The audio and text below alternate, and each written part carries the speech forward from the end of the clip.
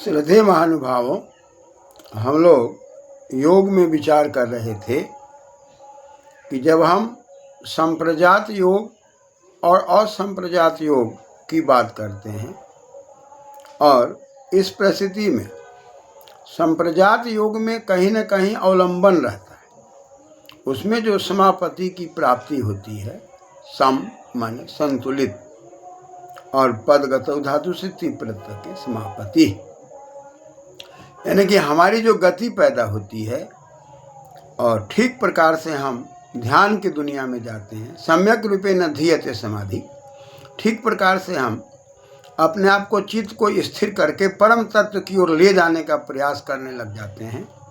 उस समय में हमारे आपके सामने सवितर्का, निर्वितर्का और क्रमशः सविचारा और निर्विचार चार प्रकार की समापत्तियां प्राप्त होती है जो अवलंबन में होता है। जहाँ पर ताएव सबीज समाधि, जहाँ बीज है, कहीं न कहीं हमें अवलंबन में रहना पड़ता है और इस अवलंबन की दुनिया में रह करके पुनः धीरे धीरे हम प्रकृति से विचरण करते हुए आगे बढ़ते हैं और उस प्रकृति में विचरण करते हुए अलिंग की अवस्था में जब जाते हैं, तब वैसी परिस्थिति में हमें आपको जो प्राप्त की बात आती है, हमें और आपकी जो प्राप्ति होती है, उसमें हम आध्यात्मिक प्रसाद प्राप्त करते हैं। और आध्यात्मिक प्रसाद प्राप्त करने के लिए सूत्र कह रहा है, निर्विचारा वैसराध्यात्म प्रसाद। हम जब निर्विचार समाधि से ऊपर उठकर सूक्ष्म से सूक्ष्म में चले जाते हैं, निश्चित रूप से विशेष प्रकार से हमारी जब गति होती है, उसको निर्विचार कहते हैं। तब ऐसे निर्विचार समापत्ति में जाकर, समाधि में जाकर हमारे आपके जीवन में अध्यात्म प्रसाद की प्राप्ति होती है। अध्यात्म प्रसाद पर यदि हम विचार करें तो अधि उपसर्ग है, अधिकार पूर्वक, और उधर आत्मन शब्द है।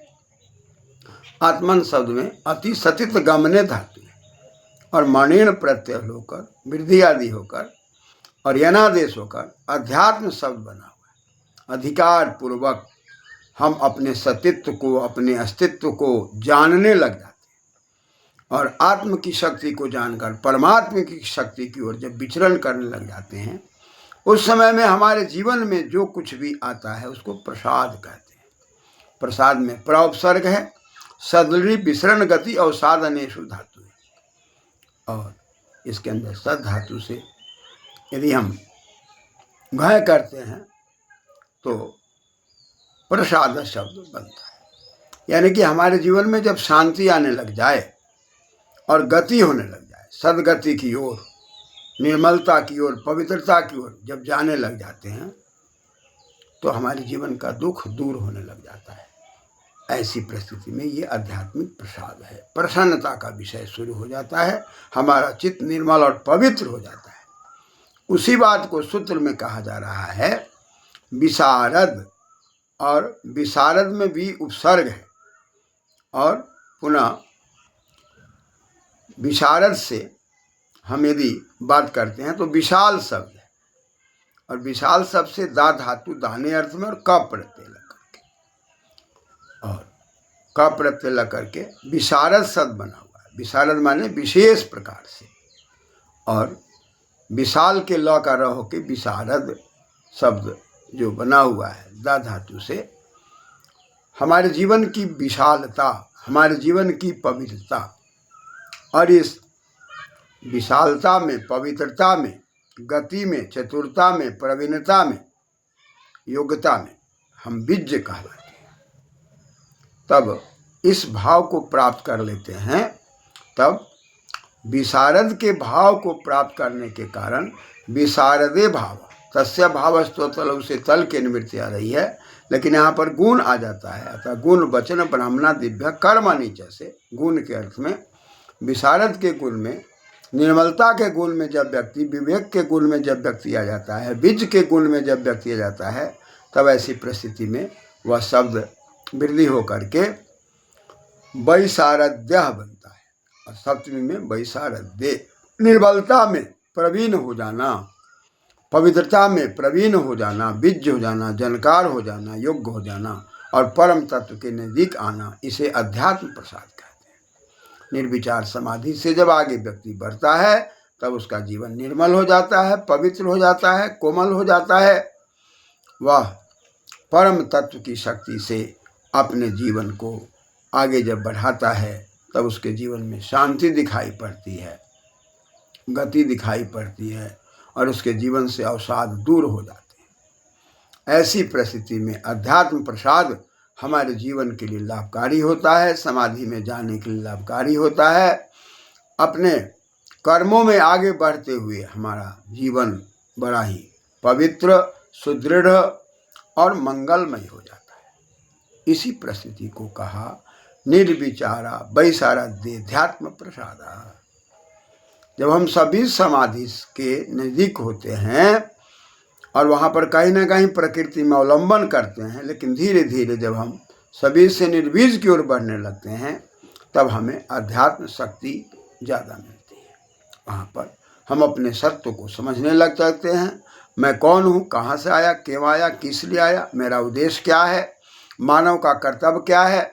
मानव में जन्म लेने के बाद हमें सामाजिक कर्मों में, व्यक्तिगत कर्मों में, लौकिक अलौकिक कर्मों में कितना उत्साह दिखाना चाहिए, इन तमाम विषयों का ध्यान हमें आने लग जाता है और हमारे जीवन से तामसिक प्रवृत्तियां खत्म होने लग गई और रासिक प्रवृत्तियां भी खत्म हो जाती है।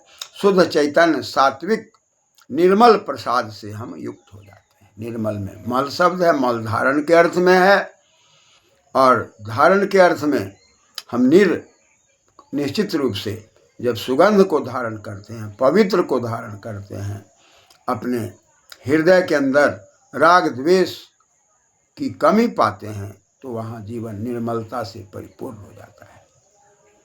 निश्चित रूप से हमारे जीवन में धारण करने की शक्ति, आध्यात्मिक शक्ति बढ़ जाती है, परम पवित्र और पुनीत हो जाते हैं। ऐसी परिस्थिति में हम जीवात्माओं को हर प्रकार से प्रेरित कर सकते हैं, प्रेरणा दे सकते हैं और यह अवस्था जो समाधि की अवस्था है, यह परम पुनीत अवस्था है जो स्वयं अपने जीवन को भी हम पुनीत कर्तव्यों में लगाते हैं और दूसरे के जीवन को भी पुनीत कर्तव्यों में लगा सकते हैं। यहाँ से आध्यात्मिक शक्ति के द्वारा हम संसार को हर प्रकार से प्रेरणा दे सकते हैं, उद्बोधन कर सकते हैं, शिक्षण दे सकते हैं और ऐसा व्यक्तित्व जब शिक्षा जगत को संभाल ले तो समाज का सुधार होना बड़ा आसान हो जाता है। और ऐसी परिस्थिति में हम आध्यात्मिक शक्ति, भौतिक शक्ति का संतुलन करते हुए अपने जीवन को निर्विचार आध्यात्मिक शक्ति से हम निर्विचार समाधि से युक्त होकर के संप्रजात से असंप्रजात योग की ओर बढ़ने लग जाते हैं, जहाँ पर प्रखर रूप से हमें अब आगे बढ़ना है। अवलंबन हमारा धीरे धीरे समाप्त होता है और हम केवल परम तत्व की ओर बढ़ते हैं, आनंद की ओर बढ़ते हैं, सहानुभूति की ओर बढ़ते हैं, जहाँ पर संसार के सारे जीवों के दुख दर्द को समझकर उसके दुख दर्द को दूर करने के लिए परम तत्व से प्रार्थना करने लग जाते हैं और हमारा जीवन निर्मलता से विशारद की शक्ति से युक्त हो जाता है। और इस वैशारद की शक्ति हमारे लिए नहीं, अगल बगल के अड़ोसी पड़ोसी के लिए भी कल्याणकर होते हैं। और ऐसे व्यक्तित्व के साथ जो लोग भी जुड़ करके चलते हैं वो भी इस अध्यात्म शक्ति से जुड़कर धीरे धीरे वो भी मलिनता से पवित्रता की ओर आने लग जाते हैं। और ऐसा व्यक्तित्व समाज के लिए, देश के लिए, नगर के लिए अत्यंत लाभकारी है। अतः हम इन 4 प्रकार की समाधियों से ऊपर उठें और ऊपर उठ करके धीरे धीरे आध्यात्मिक शक्ति को प्राप्त करते हैं और आत्म प्रसाद में हमारे जीवन में प्रसन्नता ही प्रसन्नता दिखाई पड़ती है। इस प्रसन्नता के भाव को मोद में लेते हैं और मोद के भाव में हर्ष लेते हैं और हर्ष में कहीं भी शोक नहीं रह जाता। और अपने जब हम शोकाकी नहीं रहते तो दूसरे को भी शोक से अलग हटाने का प्रयास करते हैं। यह तत्व परम तत्व है जहाँ पर हम आप आध्यात्मिक शक्ति को पाकर चित्त को एकाग्र कर लेते हैं। वहाँ से चित्त हमारी एकाग्रता की ओर बढ़ती है, सात्विकता की ओर बढ़ती है।